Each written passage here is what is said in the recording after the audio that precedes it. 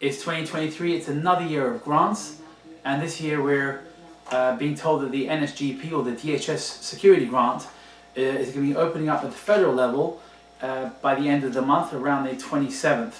Generally what happens is we don't deal directly with FEMA, we deal with the state emergency offices, which will obviously vary by your state, and they will announce themselves probably generally a 10 to 14 day period after FEMA has announced. So we're looking at around mid-March.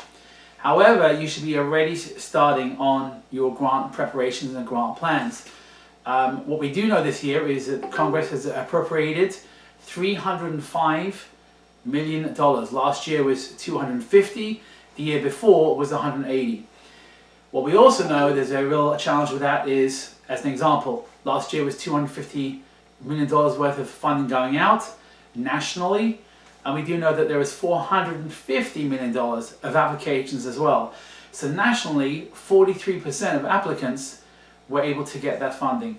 Now let's just have in mind that this is not just open up to religious non-profits, so that is Jewish sites, non-Jewish sites as well, but it's also educational facilities, medical non-profits as well. So this is a very, very popular grant. There are a lot of challenges with it. It's not a simple or easy grant, not only in application, not only in actually getting it, but in the fulfillment as well, which I'm going to touch on in a little bit. We're doing 4 videos. This first video is really going to focus on the security assessment. But before I do that, it's critical that you build up a good grant team. And what I mean by that is that you really do know what you're doing, that there's a clear roadmap as to what your plans are doing, and you know exactly what you want to get, so that you write the best possible grant, that you have the highest possible chance of getting it, and more critically, the highest possible chance of fulfilling it as well. So today I just want to talk briefly about the security assessment, what that is and why you need it, and why it's so critical to the success of your application and ultimately to the fulfillment of the grant as well. Fulfillment of the grant could take up to 36 months legally. Because of COVID, we've even seen that being stretched out, where some states just weren't able to respond in time. There's a lot of back and forth. There's a lot of scrutiny from FEMA, the federal body that oversees the grant, to the emergency management as well. And depending on the capabilities, the staffing, and the fluency of the grant by your state emergency department, there can be a lot of delays. And that's really what we've been seeing for the last few years. It's a frustration. The goal really is to get you guys secured as quickly as possible, but you could be dealing with a grant from 2, maybe even 3 years ago that still hasn't addressed the vulnerabilities you have.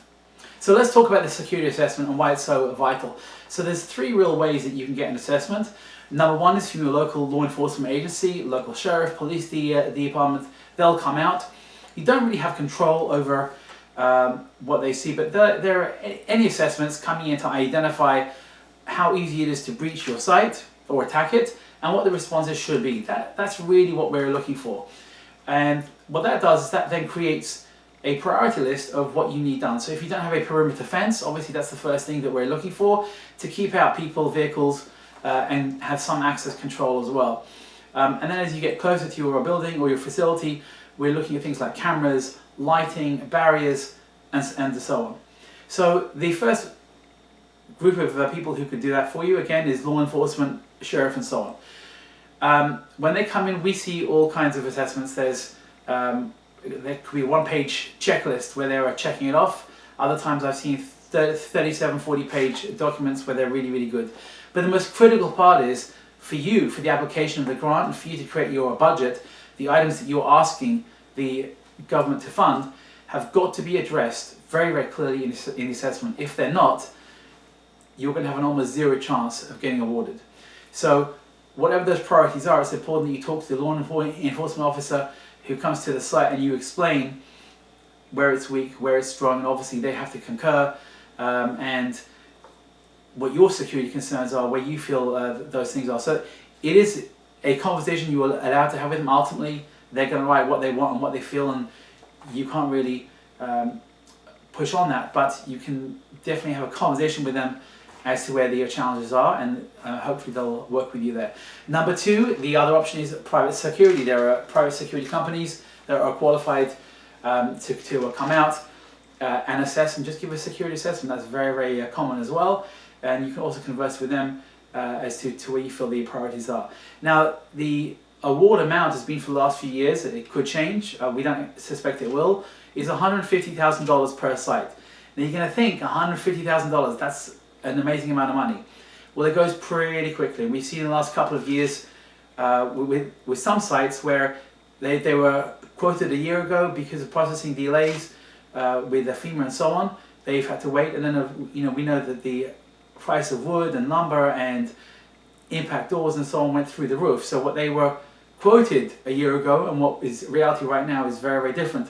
So they've had to make some very hard choices to reduce the amount of doors and windows that they get. So again, with private security, it's the same kind of thing. They'll come in, they'll do an assessment. You'll speak with them about where you feel the priorities are. And as I love to say, you've got to make a list of the priorities or the priorities. You're not going to get everything in one shot. It's very, very rare that $150,000 is going to do it. There also are restrictions on the kinds of cameras you can use. So the really cheap ones from China we aren't allowed to use anymore. Obviously cost goes up with that as well. But that you'd have to work out with a contractor, which is something that we deal with fulfillment. The third way of doing, and it is allowable actually, I don't recommend it, is a self-assessment. You can do a self-assessment for security. That's kind of, to me, like going to the, not going to the dentist for a toothache and doing it yourself. Can you do it yourself? Yeah. Can you cut your own hair? Yeah. But I'm not a fan of that. I have seen a few. The majority do either private security or they'll do a police assessment. And I just feel that that's best practice, because you're going to people who deal with this every single day, and they're identifying where you're weak, where you need to be strengthened, and so on. The last thing just in this video I just want to share with you is the whole point of this grant is to make sure that your site is safe and secure. The name of the actual document, the application itself, is what we call an IJ, or investment justification, and you're asking the federal government to invest money that could go to your neighboring house of faith or non-profit as well. So there's a finite amount of money. You've got to sell them on why you have that need. There are various ways in the way that you do that. We're going to talk about that in the next video, which is about the application itself. But you have to justify the investment for the federal government. So just keep that in mind, those two words. Investment justification, that is the application. They want to know why they should invest in, like any investor in business. Well, how's that going to help keep the city, the county, the state safe or safer?